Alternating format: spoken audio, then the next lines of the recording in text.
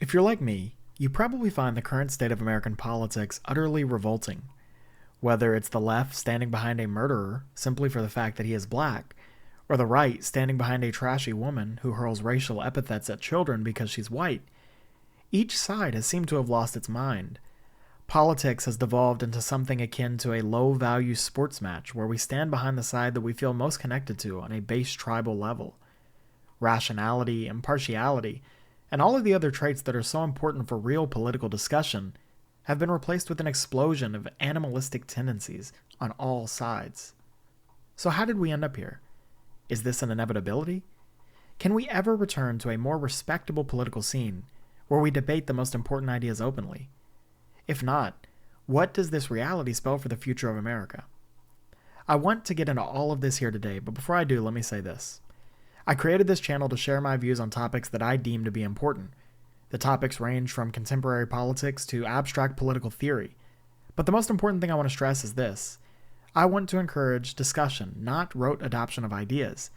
I hope to grow a community where we can discuss important ideas in a more appropriate manner. Only through the growth of open and decorous spaces for discussion can we fix the issues plaguing modern American society. Feel free to discuss the topic and your perspective in the comments, and consider joining the Discord where I hope to host debates and discussions on topics that I view as important. And as always, if you enjoy, be sure to like and subscribe. The reality is, the current state of polarization is worsening. This has long been recognized in political science, and it has been studied from many different angles. I'm not going to pretend that I alone have all of the answers for the phenomenon of polarization. However, I do think that I bring a unique perspective to the discussion and want to propose two important factors that I believe have helped lead us to where we are today. The first is the internet, and the second is our system of representative democracy. Let's start with the latter to see how the sacrosanct system of democracy itself may be partially to blame for many of the issues we have in the West and in America specifically. The word democracy has Greek origins and roughly translates to rule by the people. In its pure form, it is rarely put into practice. Still, this notion of resting the power with the people has taken hold of the hearts of Westerners since it first arose in ancient Greece over 2,000 years ago. Despite its enduring popularity, the great Greek thinkers themselves, from Thucydides to Plato, were extremely skeptical of and often opposed it as a system. Anyone familiar with Platonic philosophy is familiar with both the story of Socrates and the Platonic attacks on democracy and the Republic. Plato asks us to consider whether a system that bases its decisions on the uneducated masses is really rational. Why do we entrust the opinions of experts everywhere but in our government? To be clear, I'm not saying that our politicians are experts. No, quite the opposite. Our system selects for the most persuasive, not the most excellent politicians. A particularly pertinent story is captured by Thucydides in his famous work on the Peloponnesian War. Alcibiades, a figure who also appears in Platonic works, whips the people of Athens into a state of desire or eros for an expedition to Sicily. At this point, they are still engaged in war with Sparta and its allies, and it is by no means in the interest of the people of Athens to overextend into an area with as formidable armies as the Sicilians possessed. Nevertheless, the oratory of young, handsome, and talented Alcibiades convinces the Athenians that they should embark on the expedition.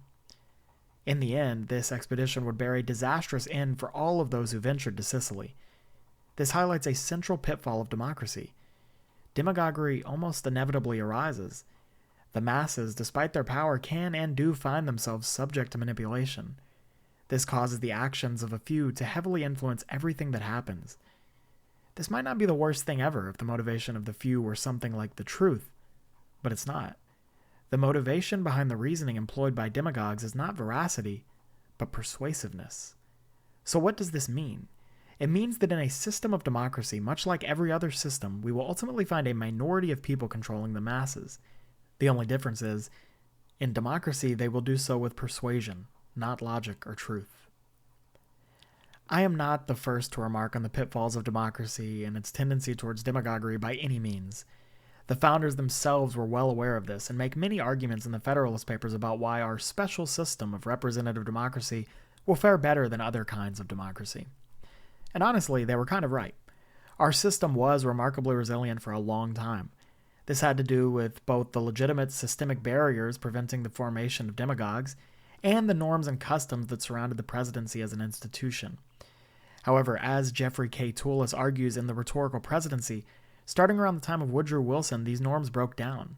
Since then, the presidency has surged in power. The use of rhetoric and veritable demagoguery in the highest office of our land has skyrocketed.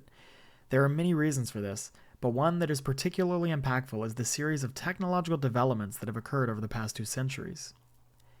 Technological innovations which have connected the country across time and space are mostly to blame for the growth and power of demagoguery in our system. Starting with the radio, we began to see presidents make use of novel ways of reaching the people. This only continued and became more pervasive as we moved from radio to TV and finally from the TV to the internet. In the age of instantaneous communication, the president no longer feels the need to speak to or through Congress. Today, they can simply speak over the heads of Congress and to the people directly. In the age of the internet and mass media, those figures who are most visible, most unified, and most able to command the attention of the people will wield the power of the masses most effectively. This is why we see on the state and federal level the legislative bodies yielding power to the presidents and governors they cohabitate with. In short, when you have a democracy, this system which lends itself towards demagoguery, paired with instantaneous communication, you create a scene where power becomes about having the most convincing actor. The politician that can most capture the feelings, minds, and hearts of the people will prevail. The thing is, the people are dumb. Okay, maybe saying they are dumb is harsh, but I ask you honestly, do you think that the average American is the one who should decide our economic policy? Should they even decide who decides that economic policy? I think that even simply considering democracy from this simplistic, although somewhat reductive standpoint, can elucidate the absurdity of the system. Imagine this. We are in a complex geopolitical confrontation with China, and we need to send our best representative. Who should we seek to select our ambassador? Should we allow those most familiar with geopolitics to produce a representative? Or should we walk into our local Walmart and ask the family of 5 with 3 boxes of Twinkies who they think should represent us? According to those who idolize democracy, we should ask the latter bunch. Already inherent in the concept of democracy are pitfalls that explain perfectly why our modern politics are in such disarray. But a few more features that came about with the internet amplify these issues beyond simply creating instantaneous communication. The first thing is that the internet is full of echo chambers. If you open Twitter, now known as X, you are likely to see that the most base, tribalistic content performs the best on the platform. To an outside observer, it's easy to see just how stupid and inane most of this content is. However, to those who consume and agree with the content, it is high-level politics on display. This? Trust me. Alhamdulillah. Yes, You're yes, cool. High-level political discussion. In other words, in the age of the internet, echo chambers make everyone feel like an expert. They close us off to opposing opinion. In essence, they degrade the foundation of knowledge necessary to be a truly informed voter. So those masses that Plato said weren't educated enough to vote, well, now with echo chambers, they're even worse off than his contemporaries were, who at least had access to open and free marketplaces of ideas. The next issue with the internet is that the proliferation of AI and foreign agents have created a scene ripe for manipulation on a mass scale. Twitter is full of bot accounts. In 2016, Russia interfered with our major social media platforms to influence the election. The information you see on the internet is not authentic but curated, and this means that the medium itself has become a base of information warfare, all meant to influence the voter to act in a certain manner. I could go on here, but I think my main point on this section has been made. Age-old issues that naturally accompany democracy have interacted with and been amplified through the internet to create a monstrosity that could only arise in a modern democratic system with a digital sphere as complex and ubiquitous as ours. The question of whether our system can work without creating demagogues, whether we can have democracy without the so-called race to the bottom, is a deeply important one. Many great thinkers have come to think that we cannot. Plato himself believed that democracy would always tend towards decadence due to the ability for strength to outweigh knowledge. I think that whatever answer you come to, we must admit this. It is time that we rethink the fundamental principles on which our society is built. Our admiration for democracy, for the common man, has led to a perversion of politics. We no longer focus on what is true, we focus on what feels good. MAGA conservatives don't want tariffs because they've studied them and have come to see through complex economic analysis that they are likely to be effective. They want them because they mourn the loss of their manufacturing zones and feel like something needs to change. People on the left don't support abortions en masse because they have considered the profound philosophical implications of weighing autonomy and life. They want them because they feel like their rights are being violated. As people, our passions have become inflamed due to the internet and due to politicians playing into our deepest fears, biases, and emotions. What incentives do these politicians have to stop doing this? What incentives do creators have to destroy their echo chambers? The answer is that they have none. If the masses have the power, and if people continue to nefariously manipulate them for their own ends, then I fear the answer to our question is that yes, our reality is an inevitability given the system that we live in and the technology of our times. However, maybe there is one way we can avoid this. Perhaps identifying demagogues for what they are and echo chamber creating content creators for who they are can call attention to the issue. That is part of why I am doing what I am doing. I believe that if we are going to somehow try and make democracy work, we have to work to inform the people on the things that matter.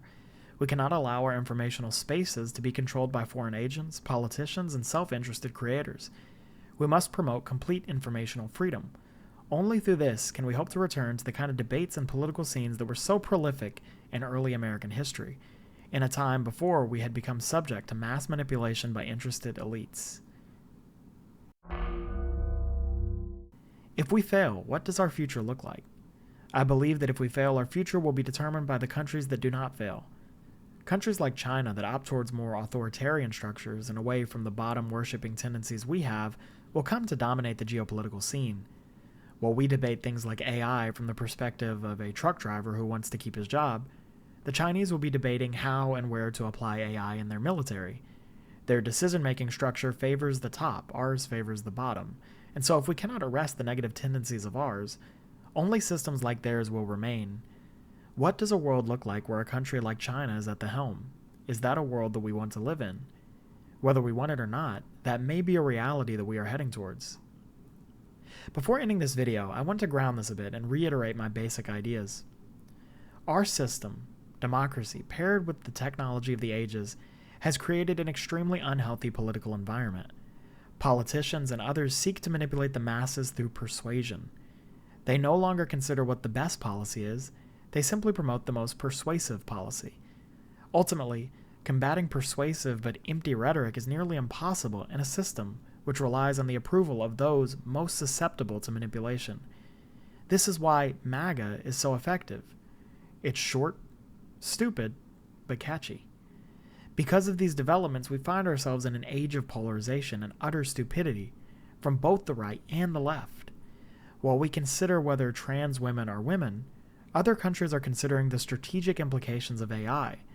While we decide whether Indians can become Americans, other countries accept elite human capital as a means to an end, namely the domination of the world through the expansion of the ever-important technological sector. We are losing ourselves as a nation, and without serious discussion, we will never recover.